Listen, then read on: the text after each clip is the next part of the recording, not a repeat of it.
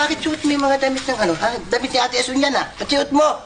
Patito, gamit niya ito, Mang Richie, nakita ko lang naman to dun sa kwarto nung naglilinis ako, patito. Kaya may bilin to, Ay, kung masira yan. State child pa yan.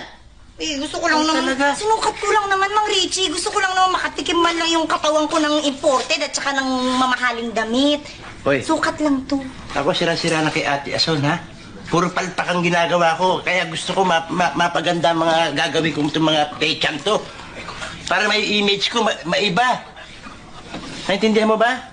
Kung makita ka ng mga pamangking ko at isumbong na ginagamit mo, baka ang kara kinukonsinti pa kita. Naintindihan mo ba? O di, tanggalin ko na to. Ubarin ko na. Tanggalin na natin. Huwag sa harap ko! Gusto mo mabulag ako, Gusto mo mabulag ako? Gusto mong Richie naman, Yung katawan mo, pag may nakakita niya, pinakamababang sentensya, sore eyes. Mang Richie naman, Hindi ko nakikita. Meron akong damit sa loob, May damit ako sa loob, Tatanggalin ko na ngayon. Tanggalin. Ito naman damot-damot. Sinusukat ang damit ng mga aso. Gigirdil ka pa? Mang Richie, short yan, Tinanggal ko na, Para hindi makita, Itago natin. Yan. Tatago. Tinanggal ko na. Ay, Mang Richie, ano yung sabi mo kanina? Alam mo, gusto kong makagawa ng isang bagay na matutuwa si Ate Asun, Para mapuri naman, para maiba yung image ko sa kanyang puro palpak, di ba?